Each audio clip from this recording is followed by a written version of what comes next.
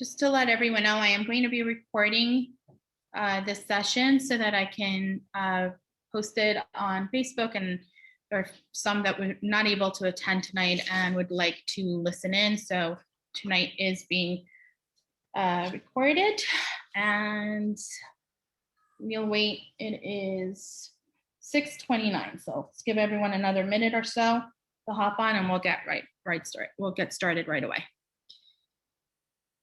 How have you been, Commissioner? Just like you, probably really inundated and very stressed out because of all the, mass concern that has been piling on, I think, for all of us.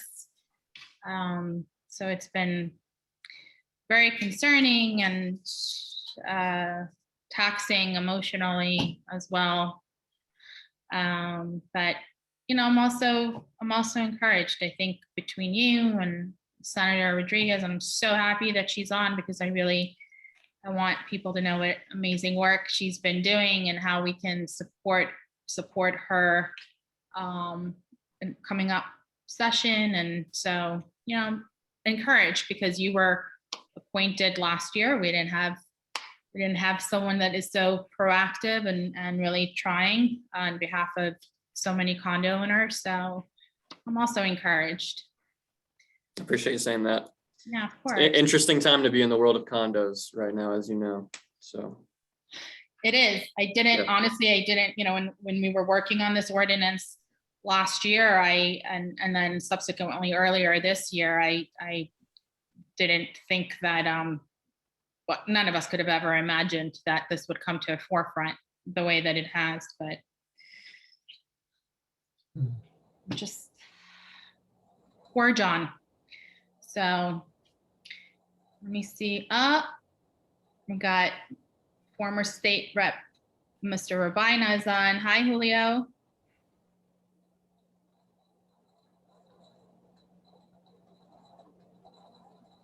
Thank you.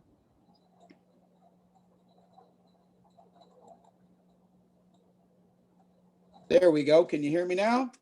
There we you can are. hear you. Hey, thank you, Commissioner. Hey, Spencer, nice seeing you.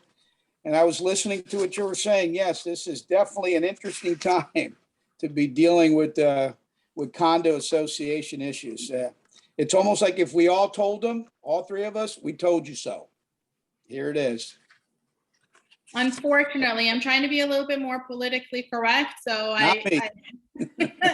yeah, so I'm glad I have you, because yes, I mean, nobody was interested in this topic, including some elected officials that are all of a sudden all over on the cameras. But when we tried to talk to them prior, they had no interest. So it's important to me that people know what work you've been done, what you've done and accomplished. And you were the champion many, many years ago, and now you have Senator Rodriguez working with you. So what we'll do is, it is 6:32, so we will get started. And if everyone could, other than the panelists, if you could please mute yourselves, and please bear with me. I don't have an assistant or an aide. It's all me. So I am new to navigating through Zoom meetings. Usually we have our city clerk that does it, but I'll do my best. So tonight's virtual town hall meeting is a publicly noticed meeting. So what that means is that if any of the elected officials from Hallandale Beach want to join us, they can. I don't know that any of them are on here. I know the mayor will be on next Tuesday. She wasn't able to make it. I don't see any of the other commissioners on. I did send an invite. If any of my colleagues are on, if you want to send me an email or in the chat and let me know that you're on, and I will be. Oh, I'm sorry. I just saw Commissioner Lazaro is on. Thank you so much for joining. So what we'll do is, Commissioner Lazaro, if you'd like to mute yourself, if you'd like to, we're limited on time, but if you'd like to take a minute or two to introduce yourself to the residents and the panelists. I'm more than happy for you to come on if you'd like. Thank you, Commissioner. This is your meeting. Thank you for inviting me. I'm happy to listen and just hear what's going on. And thank you for all your work on this issue. Happy to support it. Thank you, Commissioner. Thank you so much. Okay, so we have the Senator Ana Maria Rodriguez. As you know, I'm a huge fan. For those of you that know that I've been following my work, and also thank you to Commissioner Lazaro for having supported this ordinance in the past, and hopefully the amendment to it tomorrow. So Senator Ana Maria Rodriguez, if you'd like to say a few words, and then we'll get to the Ombudsman and the Honorable, as I call him, former State Rep Julio Robaina. Senator? Well, Commissioner, first of all, thank you so much for putting this together. I think, as you said, this is something that you've been working on, and I know that former State Representative Julio Robaina has been working on for a long time before it became, I don't want to say popular, but it's now something everybody wants to talk about. And I know that the three of us had been working on it, and I actually filed the bill last session, which did not get any traction regarding condo transparency. And so I am happy to be working again with you and with Representative Robaina on pushing it forward again this year. I think this year may be a little different due to the circumstances surrounding Surfside and the things that we've been seeing around South Florida. But again, I'm just here to listen, and congratulations on doing such a great job in leading the charge. Thank you. Could you just go over your bill, which, by the way, the commission in my city put forward a resolution and support. Commissioner Lazaro supported it. Could you just go over it for a quick moment and explain what it is and what you're hoping to do with it? Yeah, so actually, Representative Robaina, do you want to talk about it in a little bit more detail? Because he was the one who brought it to me, so if he wants to. I will for you. And by the way, thank you again, Senator, for taking the lead on this. You know, this is not going to be a very popular issue. It's got a lot of interest. Even with the tragedy, there's still a lot of interest that will try to prevent this from happening. So again, kudos to you, Ana Maria, and the Ombudsman, who's working tirelessly, and everyone else. You know, I see we have another commissioner joined us now. So this is important, but I'll be very brief. Basically, what we're trying to do is create the first ever condominium fraud investigative group. Call it the pilot. We're going to call it a pilot program, because if you understand the way that legislation works in Tallahassee is you got to try it somewhere before they'll implement it statewide. So this is why this bill will be entitled an act relating to the condominium fraud investigation pilot program, which will start with Monroe, Dade, and Broward counties. I think if we can't prove that it's going to work in those three counties, we just may as well think we don't have a problem, but we do. And basically what this is going to do is create what I call the check and balance. This is going to create the criminal side, because let's talk about Bbpr. I call it the administrative paper pushing toothless tiger that exists for the state of Florida. Citizens don't really get anything done under that particular organization. And remember, these are my opinions. I don't want to say that this is anyone else's opinion. Let me start by doing that. But we don't have the criminal side. So I always say we can create all the laws in the world, but if we don't have enforcement, what good are they? So you got Bbpr, but what we're finding, even in Champaign Tower or everywhere, is the issue of potential fraud, mismanagement, things that should be investigated by a group, nothing to do with the Bbpr condo division, completely separate. So this is another group. We're thinking about putting it under the Attorney General's office in Florida. The people will be, to put it in layman's terms, think about this. The people in Florida that have a condo issue that could be under fraud, negligence, anything else, this would go through this group.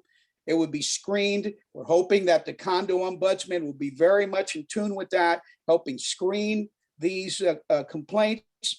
And what it is, I call it the FBI group of what you have nowadays that investigates Medicare and Medicaid fraud, where if you've seen it, they call a number, These people screen it. If they got it, they come out. This will be law enforcement officers, folks, nothing but police officers and private investigators, people that'll do forensic audits. They'll have offices. They'll have people in an office. They will screen this and go after this if it is in a criminal way. So that's what we're talking about doing. I'm going to be very brief. It basically will set this program up. And by the way, here's the beauty of this. You know, it's not going to cost us any extra money, because if you live in a condo in the state of Florida, we have that wonderful thing called the Condominium Trust Fund, which every year, every owner of a condo pays $4 in taxes that accumulates to the tune of $12–13 million. That money's never used, and it's swept up and it's put into the general revenue for other uses. What we're saying is this money belongs to people that live in condominiums. Let's establish this independent group under the Attorney General's office of law enforcement people, and let's have that other part. You'll have administrative through Bbpr, you'll have the criminal side, and I guarantee you they're going to probably be bombarded just in Dade, Broward, and Palm Beach with cases coming at them. That's as brief as I'm going to be. I don't want to get into all the details, because then we'd spend the whole time talking about it. So there it is. And thank you again, Senator, for running with this bill. Didn't get traction last year, but I'm sure it will this time. Very forward thinking. Thank you so much. And now it is my absolute pleasure to introduce our appointed by Governor State Ombudsman Spencer Hennings. Thank you very, very much. And please take it away. Sure. First off, thank you so much for putting this together. It's great to see the work that you've done, Commissioner, in the world of condos, as well as Senator Rodriguez. It is a pleasure to see at both levels having legislators that do care and are really in tune with what's going on in condos. And for the former Representative Robaina, everyone listening may not know this, but this man I greatly respect, because he was actually the representative that sponsored originally the creation of the Office of the Condominium Ombudsman. So I have a lot of respect for him, and it's great to see in this, somewhat little, we have 67 participants, that we have some really important voices in the world of condos gathered in this. So great job putting that together. So could you go over what an ombudsman is, what you do, what you were appointed to do, and then once you go through that, whenever you're ready, let me know and we'll go through the Q&A. Sure. I'm still trying to figure that out, by the way. No, I'm just kidding. So the Office of the Ombudsman is really interesting. I wear a lot of different hats, and I have a great staff. Our main headquarters is in Fort Lauderdale. We also have an office in Tallahassee. Now we have an office in Sunny Isles Beach, maybe coming soon to Hallandale. And we have one in Miami Beach as well. And basically, there's a couple main things the office does, which I am really excited to talk about. First, I want to say we do election monitoring. So a lot of people that live in condos really have no idea that this is a resource that's available to them. But unit owners in condos have the ability to send a petition to my office asking for a state-appointed election monitor. That petition is going to require either 6 unit owners or 15%, whichever is greater, if that's 6 or 15%. We receive the petition, we validate the petition, and then I've got about 20 to 30 election monitors throughout the state that are trained, neutral third parties that physically go out to associations and monitor the elections. Now, we have boards that send the petition, we have unit owners that send the petition, but no matter who sends the petition, I promise the petitioner that the election will be a fair one and it will be a transparent one. So we are able to prevent election issues from arising by having a monitor there that physically conducts the election. And the association doesn't have to defend themselves afterwards. Unit owners don't have to spend their own money going to arbitration. It's a fantastic resource, and I advocate it as much as possible. Other than that, we provide education on the law and what your rights and responsibilities are in a condominium association. So anyone can call or email the office and we can kind of clarify complex issues and let you know what your rights are based on Florida Statute 718. With that, we also work to resolve disputes.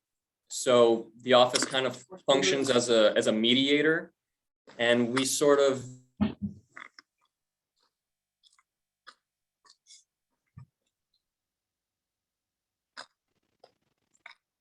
we use, sorry about that, we use a problem-solving approach to work through issues. Lastly, I'm responsible to recommend legislation and policies both to the governor's office and the legislature that are going to better protect our condo owners.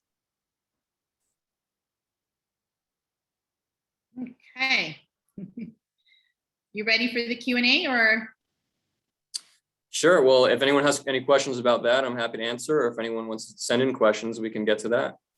Yep, if anyone, well, you know what, let's go through the questions first, because maybe the questions they have, we already received ahead of time. Because of time constraints, I asked residents to email their questions in. So let's go through those. And then if residents feel like there are other questions, you can ask them in the chat or email them to me, but let's get right through. So these are, really glad that Commissioner Lazaro is on, because these are actually questions that we received from Hallandale Beach residents in the last week. So the first question I have for you is, it's a comment/question. What does the Ombudsman office do for condo owners? Unfortunately, Bbpr doesn't have the staff nor the authorization to address issues, leaving owners without any help. Are you in the same position? Well, I certainly would like more funding. I'm not going to lie about that. And the Bbpr does the best with the resources they have. You know, the investigators are certainly overworked, as are the arbitrators. And my office is no different. And I think the cause of that is the fact that we don't get all of that trust fund that the former Representative Robaina was alluding to. So I'm not going to complain about it. You know, my office functions very well. I have a great staff. I'm very proud of them. And they've done a great job this past year as we've been working to sort of reinvent the office into what I hope is an accessible and useful resource. Okay, next question. Ballots going to the buildings management company are often suspicious. Can the Ombudsman's office provide a more fair process? And if not, the state needs to step in. Yeah, I hear stuff like that all the time, especially during election season. People are afraid to send their ballots in because they think that the ballots are going to be tampered with or thrown out. So I'm really happy to say that if we have a monitor there, you can walk your ballot in on the night of the election and give it directly to the monitor. The association's never going to touch it. The attorney's never going to touch it. The managers, you know, the board members, no one is going to touch that except for the monitor. And that's one of the greatest parts of having a monitor there, is that, you know, there's that chain of command with the ballot. And if I may, I'll piggyback on that, Annabelle. The deal here is that fraud is being committed at all elections. And nobody wants to send ballots anymore to the property management company or put it in some locked box or any of that, because we know what's happening. It's happening. And that's why I would like to see the Ombudsman's office have even more powers than before. And we're going to address that through some form of legislation. I'll give you a quick one and we'll move on because there's a lot of questions. You know what happens? Most people nowadays, when they ask me, well, Representative, what should we do? I say, hold on to your ballot and bring it in prior to the meeting. Don't send it anywhere. Don't give it to anybody. Why? Because it does get manipulated. The latest way that we saw fraud being committed is, you know, most people know who's voting for who in a building. So when they sent it up front or was in a lockbox, which somebody can open and see who submitted their ballot, or whether they handed it to the property management company, do you know that in some situations they took the ballot and somebody drew up they made a duplicate ballot under that name, and what that did was it voided out that ballot, thus throwing out a vote that they knew wasn't going to the candidate that they were supporting. I can write a book on the fraud, so we do have to find a better way to deal with that. And I think that should be another thing, because the Ombudsman's office, when I created it, should have had a lot more powers. Politics took place. He needs to have and I'm not talking just Spencer, anyone that's in the position of helping Floridians needs to have the proper tools, money, and more importantly, power to make sure that this kind of fraud doesn't continue. My opinion. I'm done. Yeah, no, that's a very fair perspective. And I'll just add a last comment on that. I've actually had associations that tried to pass rules last minute when they found out that a monitor was coming, that you were not allowed to give your ballot to the monitor, that you had to bring your ballot to the association beforehand. I said, no, that's not how that works. And by the way, I'm personally going to be at that election. So it's going to be a fair one. Great. Next question. Why doesn't the state of Florida get involved and supervise board elections? Yeah, well, I hope I've clarified that we do. And I have the ability to appoint a monitor from the state that is an independent contractor through my office that I've trained to go out physically to your association and conduct the election. If there's any more specific questions on that, happy to answer them, but it's a fantastic resource that unfortunately most people aren't aware of. So when I received this appointment from the governor, the office was doing about 100 elections per year. We have 30,000 associations in the state of Florida. Wow. So in this past year, I've been working really hard to kind of market that. And I think we're going to be between 200 and 300 this year. My goal before I leave the office is to get to 1,000. I think we'll be able to put a dent in the fraud that's happening if we're monitoring 1,000 elections per year. Well, I hope you're not leaving anytime soon. I hope not as well. We'll work on that. Next question. So I see Sunny send me a question. I'll get to that in a little bit. Let's get through these. Is it legal for a condo board to sign improvement and repair contracts without the input and vote from the owners? It may be. I mean, it's something that should be on an agenda at a board meeting that's properly noticed. And the law does require that the board give unit owners to be heard with regard to the agenda items. But at the end of the day, the board of directors may have the authority to unilaterally sign those contracts. And if so, they need not listen to the perspectives of the unit owners, even if the unit owners are being heard at the board meetings. So either one of you take this question, because I want to make sure that if somebody sends me a chat question that I get to it. So whichever either one of you wants to take it, or both of you. But I've seen this scenario in different associations, different buildings. Basically, it says also sometimes realtors that manage the information do vote as they're also managing the building. So is there a conflict of interest? What was that? So basically, it looks like, if I'm understanding the question correctly, a manager of a building who's also a realtor is also voting, and they're also on the board. if I'm understanding the question correctly, maybe Mr. Robaina wants to take this one on for a moment. You're muted. You're muted, Representative. I didn't understand the question at all. Could you try to explain it again? I was very confused. Yeah, I'm a little too, but I think I understand it. So basically, you have a someone who serves on the board, who's also a realtor, who's also the property manager. So gets to vote on capital projects or assessments that they're going to levy.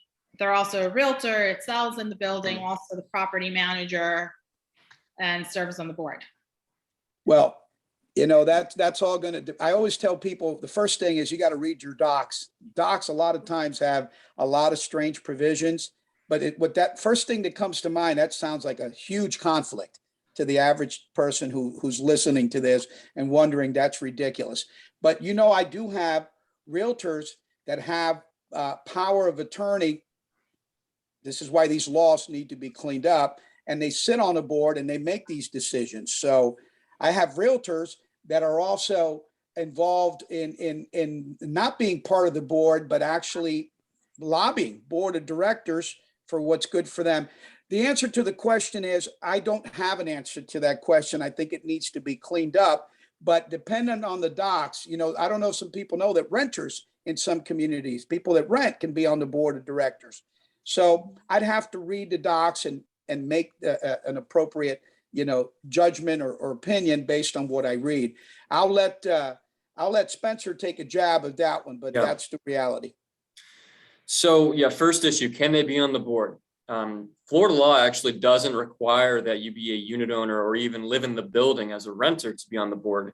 You could be living in Canada and have no relationship to the building whatsoever and be serving on the board, hypothetically. Of course, you know, this sounds like there's some conflicts of interest. I guess that's what the question is alluding to. But the number one thing when there's a conflict of interest is that the board member with the potential conflict recuse himself or herself for that vote. So that would be my number one question there. Okay.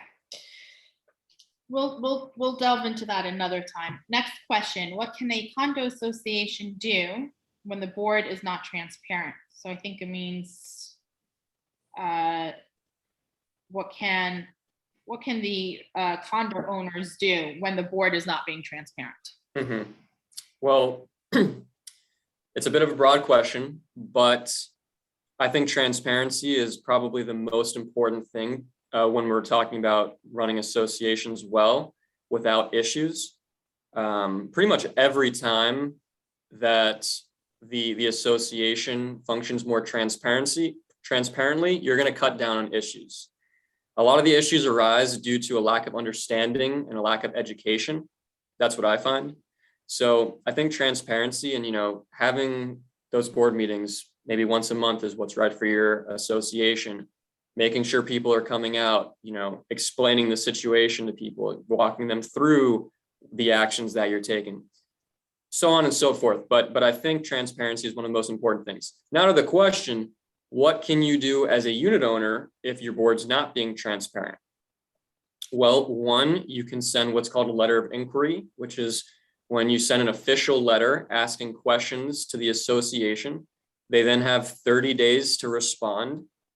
And if it requires legal advice, they can get another 30 days by telling you that they're consulting with the attorney.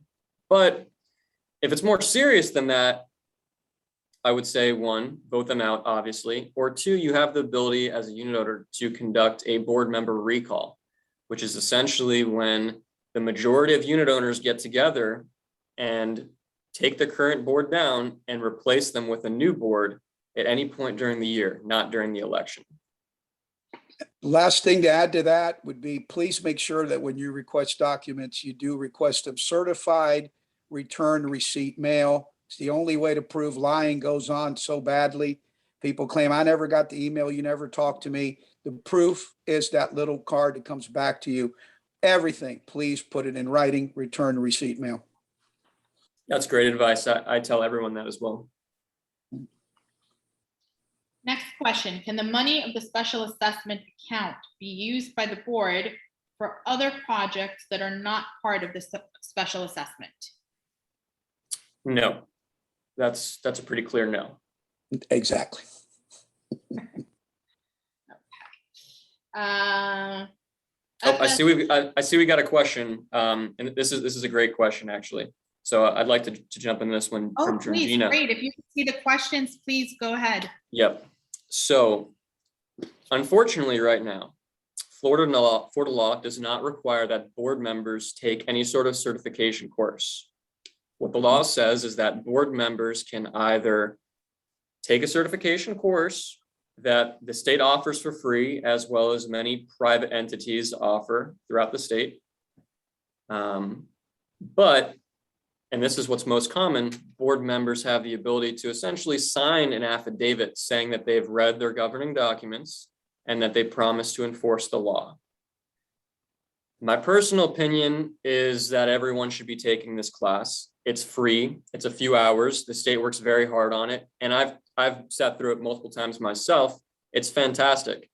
My personal opinion is, as a board member, if you don't have the time or the interest to sit through a 2 or 3 hour course to learn about your responsibilities and how to run an association well, you probably shouldn't be the person that's managing millions of dollars a year in everyone's homes. Correct. Let me piggyback on that also. In 2008, there was no type of requirements for volunteers. I actually passed that law in my House Bill 995, creating some type of requirement for volunteers to be on a board. I tried to make it where it was mandatory that they would have to take a course, half a day minimum. But again, this is where the lawyers and the law firms came up and said, well, that's too rough. If you do that, nobody's going to want to volunteer to be on a board. So can you just put in an affidavit against my will? Bills get amended, as you guys know. That means other people get it on to your bill. And what that did was created this affidavit. To me, that is the worst thing ever because it's being abused. They're lying. People don't know anything. As a matter of fact, I have personally caught attorneys writing up the affidavit and telling the board members, don't worry about going anywhere. Here, just sign the affidavit stating that you read 718. If you were to quiz or even talk to these board members, you would see they have no clue. So along the lines of that issue, I agree with Spencer. If you want to be on this board, this is not your local bridge club. You're talking about you hold people's money in hand. You got lives at stake, as you've seen recently. You need to make sure that if you want to do this, you're willing to take a small course, get certified, but that you do take a class. No more. We need to remove that. And that's one of the things we'll be addressing this year, hopefully removing that affidavit because it's being completely manipulated all the time. So let me go over some of the questions on chat, and then whoever would like to, my fellow neighbor and resident just sent a thank you for answering that question. Let me read a couple of questions, and whichever one of you feels comfortable answering it, please go ahead. In my building last year, there was a Bbpr election monitor that allowed members of the board and the board attorney to be on the ballot, to be at the ballot counting table. Wait, where did it go? But this year, the board decided to contract the same monitor privately without representing the Bbpr. The fraud was repeated. But how does a Bbpr allow a monitor to work on its behalf or privately? You know, that's a very good question. There's multiple questions in there, actually. First thing I'll say is, let me see the question. So, you know, I wasn't at that election, obviously, but I stand behind my monitors 100%. And if there was a monitor there, I really do stand behind that. And I would probably guarantee that there was no fraud that happened at that election. You know, that's regardless if the attorney or the board member was sitting next to the monitor, which I've never seen happen, frankly, but it is possible.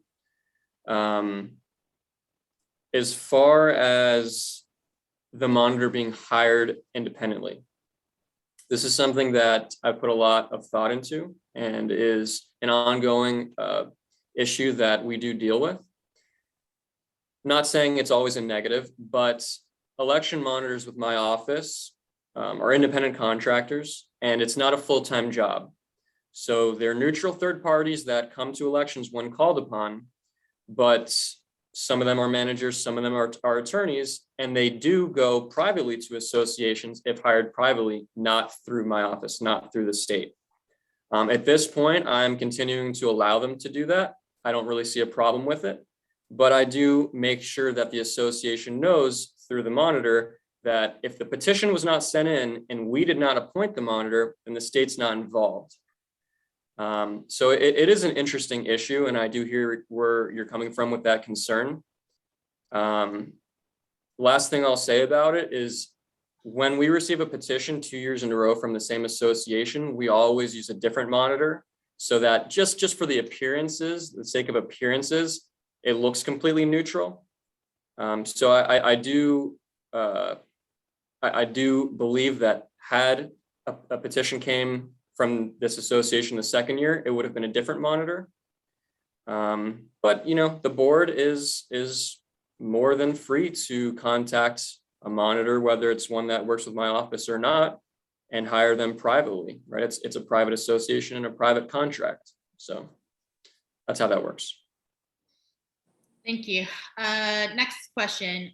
What about what is called ballot harvesting, in that a person or persons go around, especially to the older owners, with ballots that are already filled out, or tell them who to vote for and then have them sign the envelope and take it to be counted? Is this legal? That's a really tough one. Representative, do you want to tackle that? I have actually have seen cases where in a recall, they have filled out or pre-filled out for someone the names of the members of the board that they want out, the ones they want in, and they've been thrown out when it went to the next way to try to get it verified. So it should not. See, the thing is, it's the signature really that's the sticking point. If they sign for it and they acknowledge it on an election ballot, that's very hard to prove. But on recalls, I know it will get thrown out if they challenge it. I mean, no board likes to receive a recall, but they'll look for pre-filled out forms and those get tossed. So unfortunately, it's a practice. My God, it happens with absentee ballots in normal elections in all over South Florida. You can imagine it happening in associations. So there's the answer to that question. Absolutely right. As far as it goes with the regular election, it's very hard to prove, one, and two, to my knowledge, the Bbpr has taken the stance that if you sign that ballot, that's your vote, right? And you can't go afterwards and say, oh, the president came to my door and intimidated me into signing it. Mhm. I mean, if there's extreme circumstances that many people are willing to come forward and can prove, maybe my answer would change. But in general, if you sign the ballot, that's your vote. Yeah, well, I'll leave it at that. I won't comment any further on that. Two more questions that are coming in. We still have a few more to go through our list, but one question is, what are the steps to be taken to recall a board and board director? Do you need an attorney, or can the Ombudsman's office get involved with this? Sure. So that's a great question. Florida law provides for two different methods of recall. One is through calling a meeting where you vote. The other one is through a written petition. So essentially, and I recommend doing the written petition. I think it's more foolproof and easier, frankly. Basically, you would get, with these written ballots, you would have 51% of unit owners signing a written ballot to recall the board. You can send it electronically. The ballot can be sent electronically to someone through email. They can sign it, scan it, send it back to you. And really what my office does as far as these recalls is advise you on the procedure, teach you how it works, teach you what the law requires. But we are a neutral resource at the end of the day. So we don't take anyone's sides. We don't advocate for you or for the board. We're not your representative in that sense. We can just guide you through the process from a neutral educational perspective. And anyone that has questions about things like recall or election fraud, monitoring, really anything that has to do with condo law, I'm encouraging you, reach out to my office. This is what we're here for. Okay, next question. How many terms or years can a member be on the board? So there was a new law that clarifies that. There is an 8-year term limit. The law was enacted in 2018, and it's not retroactive, meaning that the clock starts ticking in 2018. Thus, 2026 is going to be the first time that this law will be enforceable, and you'll be able to use it as a tool. And it's actually not a hard term limit. It just requires that you get a higher percentage if you wish to keep running. That's a very important question. Very important question that I get asked that every day. So please make sure that you understand that, because I keep getting the calls. Why have these board members been here for 20 years or 10 years? There is no retroactivity on any laws. Please remember that. Yeah, and listen, I see the comment about facilitating fraud if a monitor works privately and through my office. I totally understand that concern. I've never seen it happen with one of my monitors. I trust all of them to the grave. They're all very good. They're all neutral. So I understand that concern. And it's definitely something that's on my radar. So I appreciate that comment. Yeah, and I think to the residents, I know many of the residents, and the small group that I work with, some of them really have very valid concerns and have been victims of some egregious behavior. So if it comes off a little bit contentious or the comments come off a little bit strong, it's because they've been through a lot. But to the residents, we have another commissioner on here. We have Senator Rodriguez. We have Mr. former State Rep Julio Robaina on. So, this is the first of many meetings, and we will get together with them, and hopefully we can all electeds can work together to go up to Tallahassee and enact some much needed changes in the legislation. So I get that you all, or many of you are frustrated, but I'm also hopeful that in the next session and the session after that, we will see some much needed changes. So, I don't want to say hang in there, because you have been for quite a while.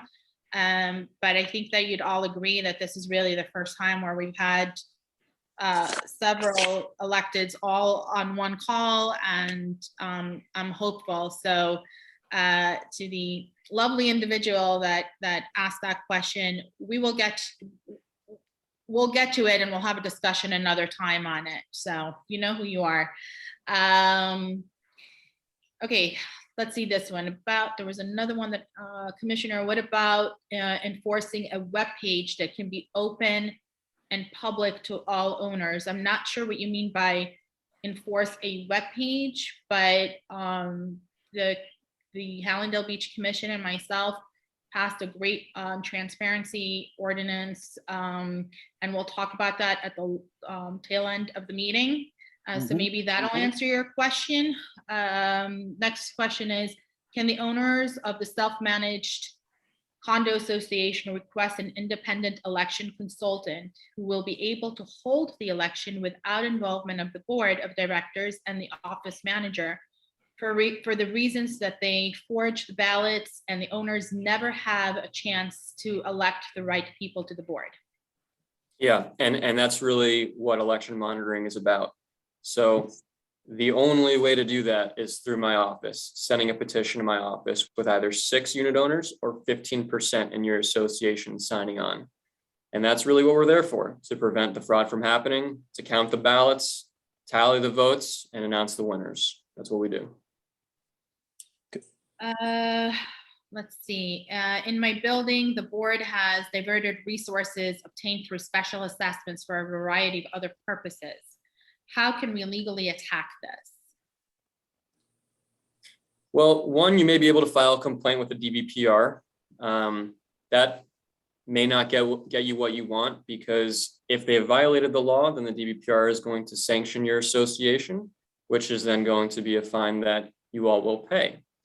In a situation like this, I think the argument is that the board members may have violated what's their fiduciary duty to the association, meaning their duty to act in the best interests of the association. And that is a claim that you have to bring in court. You have to sue those people individually for damages.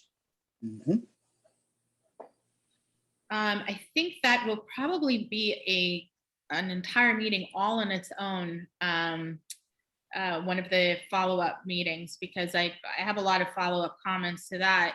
Unfortunately, we've seen those that sued the associations also be responsible for legal fees incurred by the association. So it's we need more changes, but I'll leave that for another meeting. At least that's how the law is now, as you know. Yeah. Thank you for addressing concerned citizens. It's obvious that we condo owners are having to deal with fraud committed by numerous unscrupulous board members. We need effective process to fix the existing problems.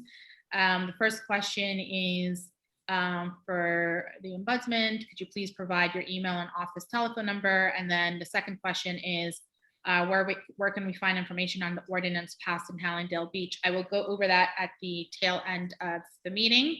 So would you provide your contact info, please? Sure. Office number, if you have a pen ready or want to type it in, is 954-202-3234. And I have a great staff of paralegals that are answering the phone throughout the day.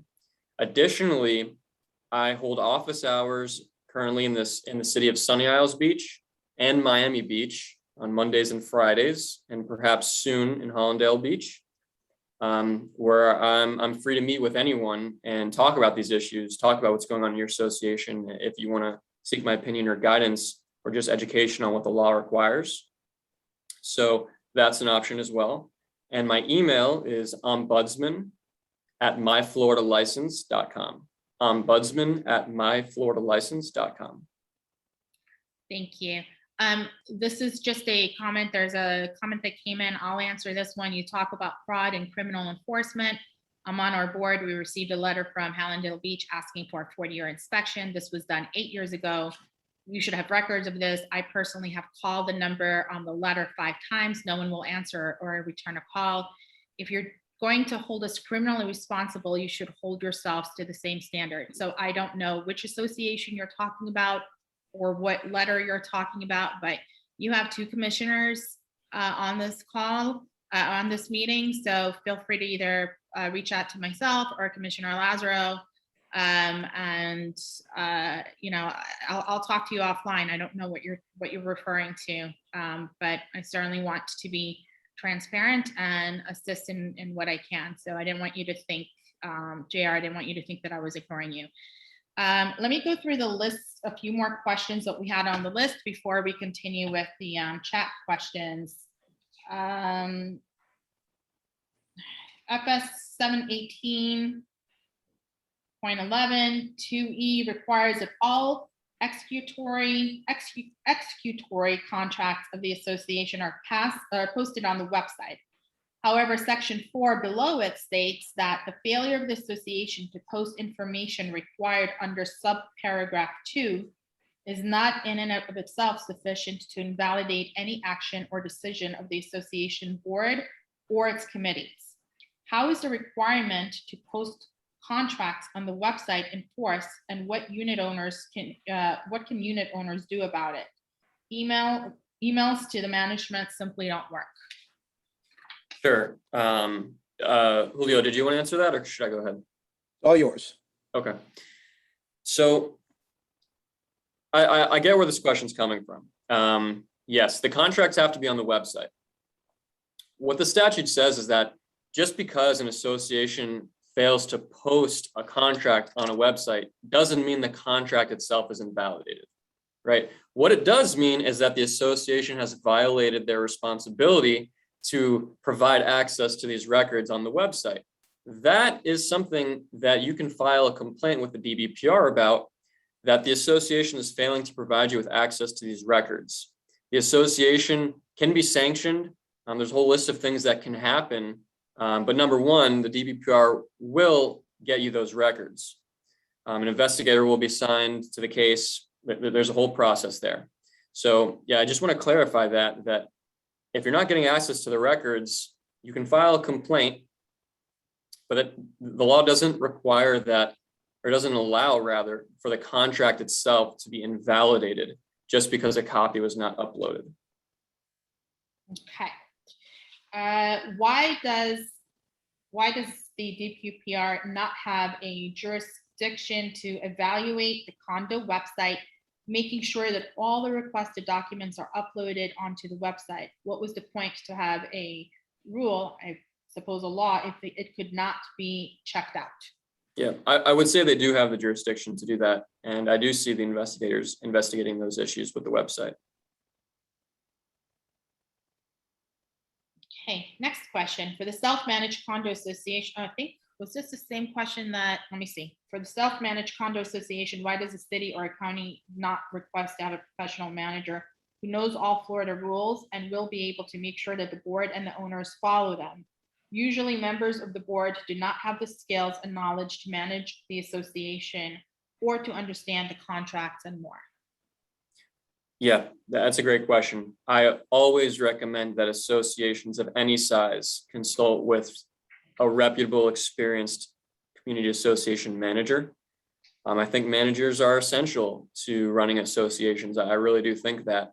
So while the state or the county or the city that you live in is not going to step in and require your association, which at the end of the day is a private corporation, to sign a private contract with a private company that manages condos, the government's not going to make you sign that contract.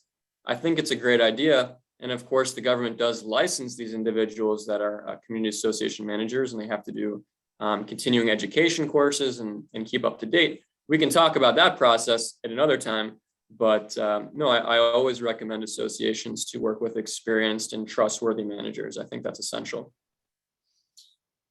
What is done to protect the unit owner from retaliatory treatment resulting from them making a Bbpr complaint?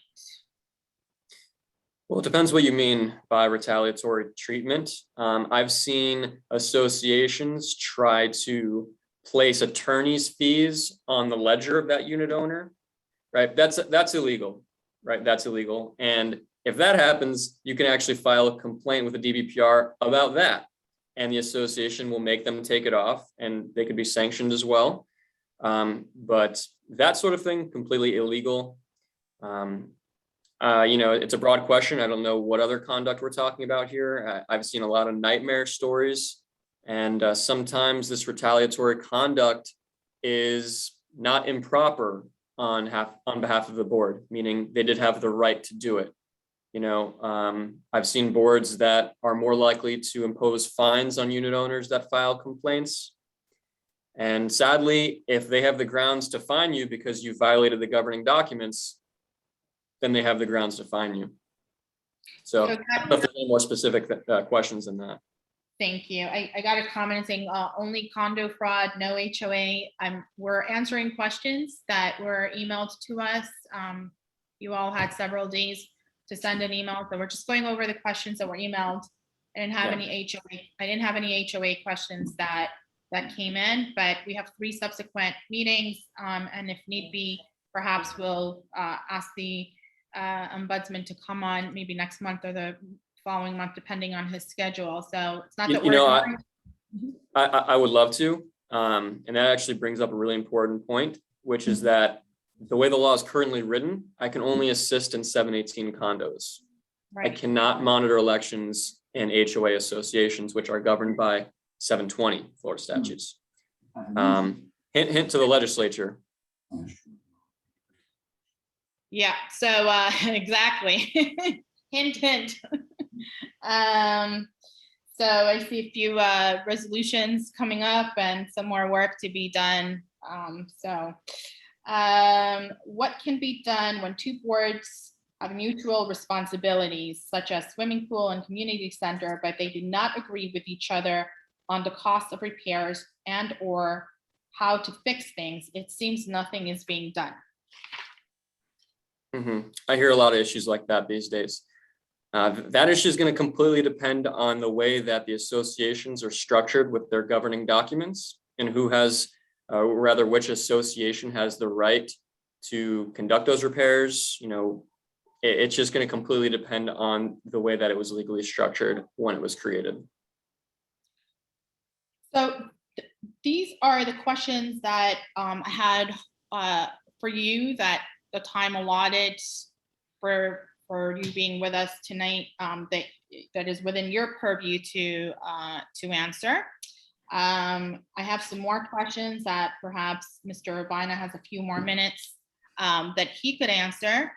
And then towards the end of the meeting, we can decide on what we'd like to talk about for next week's meeting, and see if I can get some of the electeds back on for next week. So let me see if there's any other questions in the chat. Do you want to take a look at the chat real quick and see if there's anything on there that is within your purview to answer? Yeah, sure.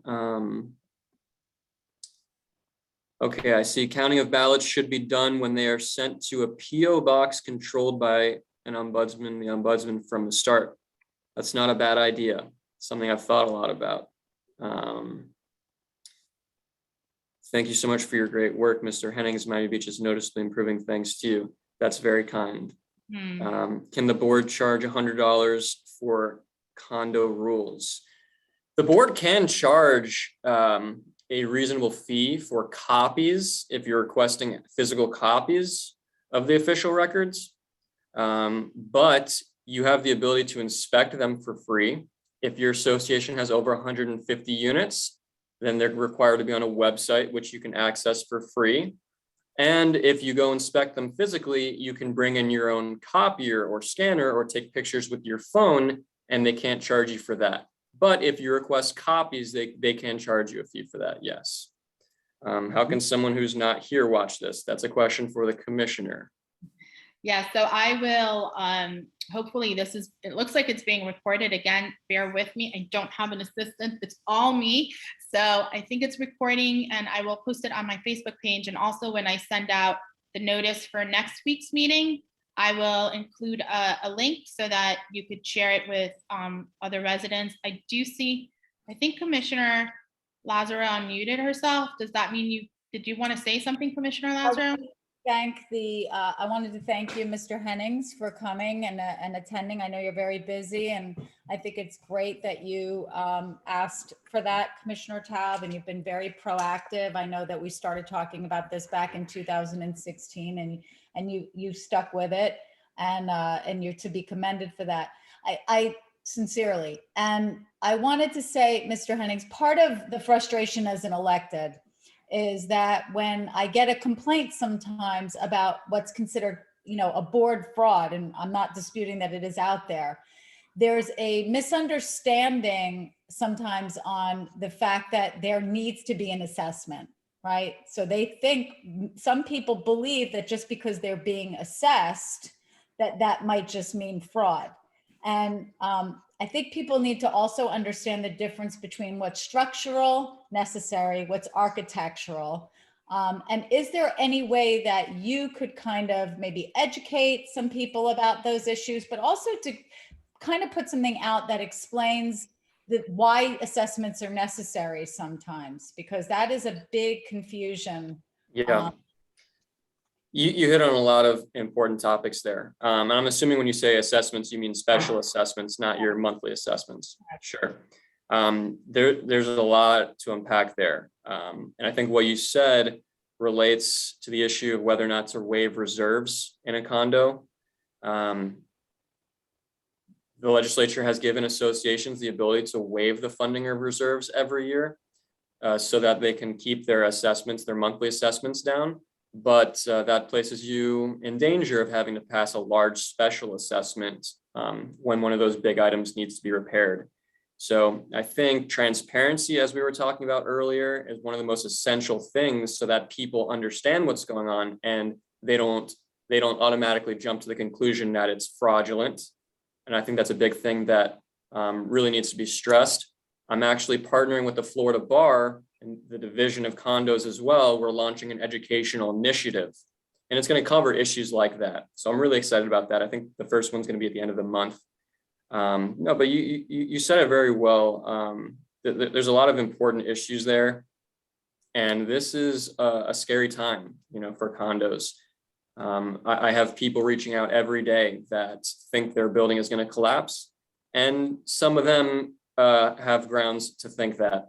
So it's a tough time, to be in the world of condos, and I definitely appreciate your comments, and I'm open to suggestions there. And of course, I would ask you, really, anytime your constituents are reaching out to you, let them know about my office. Let them know that we're here. We can educate them, and we can work with them to resolve disputes and educate them. Further than that, we can actually address the managers and the boards in these condos and encourage them to be more transparent, which does cut down on the issues itself. So, Thank you. yeah, If I may jump in, can you hear me on this? yes.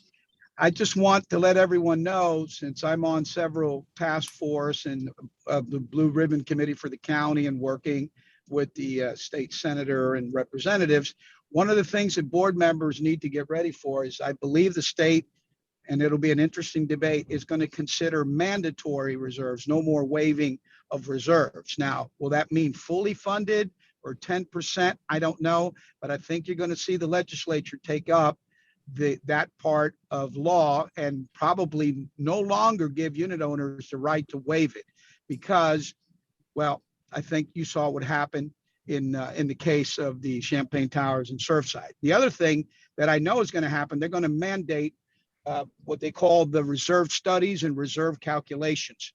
I think you all better get ready for that. And that's simply just, a 5-year plan on our most essential, what they call, big projects, your roof, your structure, your paint, your asphalt, elevators, life safety issues. So that's coming down the pipeline. And I think that'll help because unfortunately, I've yet to meet a condo anywhere, at least in Dade County, that would ever vote for reserves. They just don't want it because you're asking people to basically to charge themselves more money. But what has happened is without those funds there, a lot of times boards are hesitant to take the proper steps because they don't want to be voted out of office. They play politics. They don't repercussions of playing politics. We need to go right to the owners and tell them, look, we don't have reserves. We need a special assessment. We've got to do this work. I think you're going to see some of this coming out when the negligent lawsuits come out against the building in Surfside. And of course, I think what I'm saying, most people can relate to that it's just going to now probably change to a mandate. Well, those two things will be mandatory. At what level, I don't know, but it's even being pushed by the Florida Association of Realtors. If I may have a follow-up, Commissioner Taub? Of course.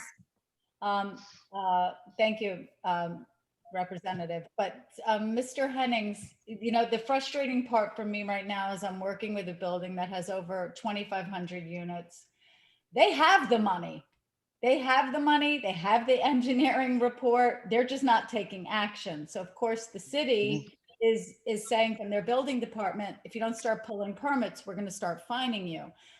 So, that's even more frustrating to know that they've been assessed. The money is there. So there's a lot of moving parts to each individual scenario, but there's nothing more heartbreaking than, and Commissioner Taub and I have both experienced it, and I'm sure you've heard of a senior on a fixed income, and the building decided we're going to do something architecturally, not that is necessary. We just feel like it would improve our property value, which they're within their right. But, I have no answers for somebody who's getting a $15,000 assessment on a fixed income. So that's the hard answer, because that is kind of, in a sense, what you signed up for when you bought that unit, right? That's the unfortunate part about it. But there also has to be some oversight, which is why Commissioner Taub is doing these meetings. But I'm sure you hear these stories all day long. And That's my life. And you're absolutely right. It is heartbreaking in certain situations when there are usually senior citizens on fixed incomes that, are facing losing their home that they've lived in for decades, right? It's horrible. I have tons of issues like that, as I'm sure you do as well. And it's just, it's an unfortunate consequence of living in a community association. There's a lot of pros. There's also a lot of cons. And I think that people need to be aware of that. Thank you, sir.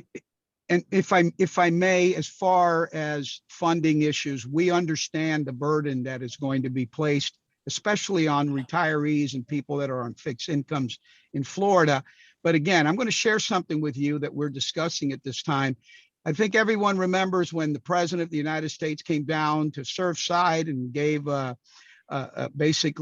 he did a press conference, told everybody that the federal government was there to help. Well, guess what? Deferred maintenance is going to become the #1 priority for governments after this tragedy to be addressed. Deferred maintenance, roofs that cave in, structural, everything else that we know. But our concern is always, well, where do you get the money? Banks aren't ready to loan money to a lot of associations. So here's something that's being tossed around. The potential, since Washington, as you know, the federal government doesn't really get involved in association issues, but they do have the almighty funding tool. The congressional delegation from Florida, meaning Debbie Wasserman Schultz. You have here in Dade County, you got Carlos Jimenez. You have two other, the names escape me at this time. They're looking at potentially asking, if the federal government really wants to put their money where their mouth is, some type of creation of a Florida, what they call very low interest loan account or grants for people that are able to qualify for that money. They're going to need it, because I'm telling you, those buildings that have money, God bless them. But the majority of the condos that I know in South Florida, they don't have a penny. And they're going to now get notices that the roof's got to be done and the building's got to be maintained. All that deferred maintenance is going to they're going to have to take care of it. And my question always is, fine, but where are we going to get the funds? I think that's where we need to start reaching out to your congressional delegation and letting them know, we're going to need your help. You know, there's all this money that the president's throwing around. Well, let's put it where it can be really used to help these distressed association. Look for that. That's coming. I'm just letting you guys know that ahead of time, but that's a discussion that we're currently having. Thank you. Commissioner Lazaro, do you have any more questions? No, thank you. Thank Okay. you. We're on to late, so if you come up with anything else, feel free. I see the same lovely neighbor resident asking if we can post this on the city Facebook page. Unfortunately, there is a policy by the commission they took up a couple of years ago. I can't use city resources but I'll bring it up in a commission meeting tomorrow and ask if we can post this link on the city's webpage, Facebook page, and hopefully they'll, support it. That'll happen. Okay, perfect. So I'll bring that up, or you can bring it up tomorrow, Commissioner, either way. But if we get a third vote, then we'll get it up. But I'm sorry, I saw that your comment kept coming in, but everyone was talking and I didn't want to interrupt anyone. So it is 7:36. I don't know if the representative, do you have to log off or do you have a couple more minutes? I do, and I have to log up, and I apologize. I look forward to your future Zoom meetings, Commissioner, and all your colleagues, because this is all about getting the information out to everyone. And I notice that you have an exceptional number of people online. So that's great that people are tuning in and listening, because I really do think that there is an effort right now where finally local government, county government, state, and even federal, as I mentioned, all of a sudden, unfortunately, it took a tragedy to bring all these elements together to give this the attention it needs. Because you know what I don't want to see is a collapse of the condo market in Florida. People are scared. People do not know what has happened. And a lot of them wonder, are we in the same situation? So this is where leaders step up, have forums, and do what you're doing. We're listening. Ask your questions. We don't know everything. We don't pretend to know everything. But if you have a situation or a problem or a comment, bring it to us. I know I've got a lot of things that I'm going to be addressing. They're talking about changing the certification from 40 years to probably 30, but starting it at 25.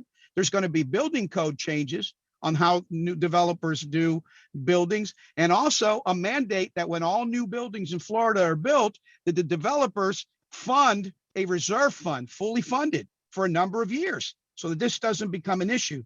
So many topics, so little time. I will yield the rest of the time to you, and I apologize. I have family in from Texas, and I don't get to see them too often. So appreciate your time. Thank you. Thank you so much. Thank you. Thank you. Thank you. Commissioner, right, I'm actually going to log off as well. Okay. But before I do, I just want to say thanks for putting this together. I think it went really well. And to Commissioner Lazaro, pleasure meeting you. Looking forward to working with you in the future. Hopefully seeing you in the City Hall. If the senator is still on, always great seeing you, Senator Rodriguez. And it's great to see that we have some senators like yourself and Senator Pizzo that really are informed and do care about condo issues. So Again, everyone listening, thanks for your time. Feel free to reach out to my office anytime you want to inquire about an election monitor or just want to learn more about your rights or responsibilities or seek guidance resolving a dispute. That's all I've got. If I can answer any last questions before I go, I'm happy to do so. But if not, that's all for me. Let's see, I think that's it for tonight for you. I don't want to put you on the spot also. Hopefully we'll have you on again. Sure. And continue the discussions. I'm glad you met my colleague as well. I do have some updates for the residents, so we'll go over that once you log off. Thank you again. We'll definitely see you again, or hopefully see you in City Hall sooner than later. So again, many thanks to you. Thank you. Bye. All right, so with that, I do want to recognize that we have Senator still on here. So I am going to reach out to Senator and see if we can have her as a panelist or a guest either next week or the following week if her schedule allows for it. But we also have members of the Broward, Palm Beach, and St. Lucie Realtor Association, as well as the Miami Realtor Association. And I wanted to take this moment to thank them because if you're not aware, we have an online repository, an online website where there's a lot of information that many condo owners, unit owners were not able to when they requested it, they were not able to get some of these documentations. Well, now there's an ordinance and it requires associations to provide those documents and register their associations with the city. And so both associations donated $5,000 each, $10,000 altogether towards this website and all the work that it takes behind the scenes. So I wanted you as residents to know that they're very engaged and that they were very generous to the city. So I know there are a lot of questions still that many of you asked. We will have a follow-up meeting next week. That meeting is going to be also a publicly noticed meeting so that if other elected officials want to be on the call and want to be and we can openly discuss issues. So we will get to all of your questions. If you have more questions, please send them, email them to me. I'm going to ask you, please do not mention associations by name. Please don't mention any board members by name. Let's keep it neutral. I represent all of you, but it's also to protect you from potential defamation lawsuits. So not that anyone has, I think all of you did really well with emailing me questions, but anyone new, there's names here that I don't recognize. So get those questions in, please try to get them in by Thursday so that I have enough time, and I will hopefully by tomorrow, the next day, I'll have panelists locked up for next Tuesday's meeting. I do want to go over some policies and some resolutions that are coming up tomorrow. For those of you that are new, that I've not spoken to before, I want you to know about an ordinance that we passed, and some of you on here helped me work on it. It took several years to get there, but with the support of the commission, I was able to get this resolution passed. It's called the Condominium and HOA Transparency Act. And tomorrow, I have proposed an amendment to it, which basically, what that is a 40-year and older building safety inspection program was created by the Broward Board Rules and Appeals. It's also known as BORA. In 2005, and it's modeled after Miami-Dade County's program, which was established in the mid-70s. Broward programs calls for structural and electrical safety inspections for buildings 40 years or older and every 10 years thereafter. On June 3rd, 2020, the city passed the Condominium and HOA Transparency Accountability Act. So basically what we're going to be asking for tomorrow, what I'll be asking for is to add to the registration, and then this is going to be uploaded to the city's website, the date of the original building certification, as well as the status of the recertifications, and associations will either have to indicate if the recertification inspection is not yet required, if the recertification is in process, if it's due within 1 year but not yet past due, or if the recertification is past due. So this is going to keep associations and board members accountable. So they're not going to be, I've heard that someone said, oh, I didn't know, we didn't know, we didn't receive a notice. So this way that will hold them accountable. A copy of any report of a professional engineer or architect concerning the structural, electrical, or life safety conditions of a building within the control of the association issued within the previous year. So that is an amendment to the Condo and HOA Transparency Act that I will be proposing tomorrow. If you are not familiar with the ordinance, please let me know. We don't have a lot of time, but I can go over what all of it is at the next meeting. There are other requirements, but we'll go over that another time. Commissioner Lazara, did you want to say something? You're unmuted yourself. Oh, well, yeah, I was going to wait till you were done though. Go ahead. Okay. And then I have two resolutions as well for tomorrow.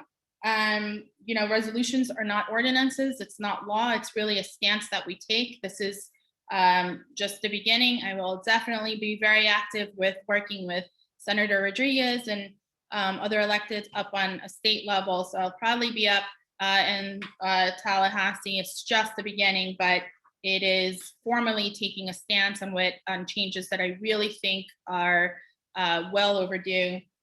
So the first one is going to be a resolution that requires more frequent safety inspections of condominiums. And so it's going to say the 40-year and older building safety inspection program was created in 2005. So we went over that. And basically what it's going to ask for is, because coastal buildings are especially vulnerable because they face a unique combination of conditions such as sea water intrusion, sea level rise, and hurricanes, I'm calling on earlier inspections that can put buildings on notice of future repairs and allow a more reasonable time to accumulate the necessary funds and protect lives. And what we've seen time and time, and unfortunately in Surfside, is that a building, an association will have an inspection, a recertification inspection, when it's due in 40 years, and then there's millions of dollars in repair that's needed. But then the condo owners are not able to, they're not able to pay. I think in Champlain Towers, there was $80,000 to $330,000 for assessments, which is just not affordable and not realistic. And when there's no money in the reserves, and you have that, issue in the city as well. But this will give time for associations to build up their reserves so that they could have the necessary funding to pay for these capital projects. So that's one resolution. And the other one will be asking, imploring the county to have inspections every 5 years versus every 40 years or every 30 years.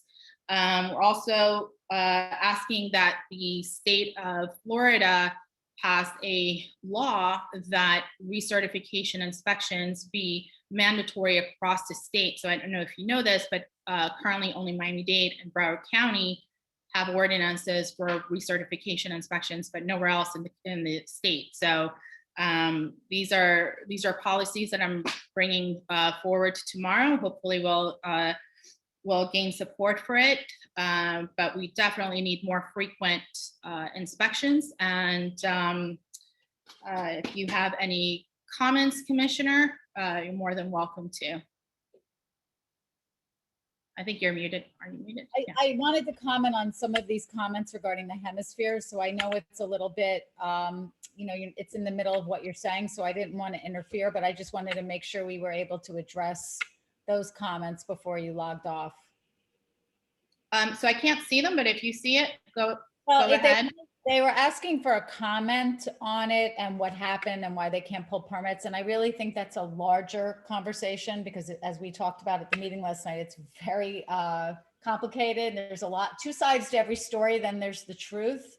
But there was a timeline that was given to this commission on how long the hemispheres had been pulling permits, what permits had expired, what they didn't follow up on with comments. It was truly a one-sided story. But we do have that timeline. We do have that information. I'm not going to go into that because that's not what this meeting is about, but I just didn't want to not address those comments. So if you'd like to email me or Commissioner Taub, I'm happy to send you that timeline. But again, I think that's a conversation about the hemispheres for a different meeting. And if you'd like to know more, I'm happy to answer any phone calls. My phone number is always accessible and you can give me a call. And like I said, I'm happy to forward you the information that I have received regarding the hemispheres. Thank you. Yeah, so just to pick up on that, I was really surprised to see the news report because I think the news report came out on Monday and I got a call on Wednesday, so about 5 days prior, from the Hemispheres Management Company, and they, the manager expressed some concerns. I asked her to put it all in an email. I forwarded it to the city manager's office, and they were on it right away. And then and there was communication back and forth between the management company and the city, and the city was extremely responsive. City manager's office was extremely responsive. So 5 days later, to see a Channel 10 report come out was it was a little. It was a little disheartening. Yes, thank you. Okay. Yeah. So, and the city is always transparent. We try to be transparent. We don't have anything to hide. I think if we failed somehow, I think we would, I would assume as well, you and anyone else in the city, that we would hold anyone in the city accountable, but I'm not really sure why we got, and in any event, it's being taken care of. The city's not ignoring it. I don't think as a commission, anyone's ignoring it either. But regarding the permits also, I think, we should say that we are running behind. Definitely. We have a lot of requests. We only have one plan reviewer right now. We are in the process of getting a new building official. We have an interim building official. We have had some deficiencies in that department. This was going back almost a year ago. It's been a process. So this is not since Champlain. This is even before that. That didn't help. Obviously, there's been a lot of fear and a lot of concern. So whereas, we had all these calls coming in before about permitting, they just doubled after Champlain. So now everybody is really being inundated and we just don't have the manpower. So we own the fact that our permits are taking longer, but they are also going by urgency. If, the Olympus just sent us a whole bunch of documentation and our building official is on it. He's already called their management company. If you have urgency, if you feel that there is something immediate, you can contact Commissioner Taub or myself and we will make sure it gets addressed. But as far as just permitting timeline, we are behind and we can no longer deny that. So yes, there were some deficiencies, and the hemispheres, like I said, they did have a side to that story, but there was a side on behalf of the city. And unfortunately, I just don't think, and I mean, no disrespect, but the city spokesperson on that story really didn't do it justice. She's not used to being in front of the camera. It's not her forte. She was not, obviously she was nervous. You could see she was nervous. So people that are not aware of, the media and how to get that messaging out, she really did kind of fall short. So the hemispheres had a lot more airtime than we did. And the story, again, very one-sided. There's a whole other side. And like I said, the truth is somewhere in the middle of those two sides. So, but we will own our delinquencies, you know, in our time when it is ours, right, Commissioner?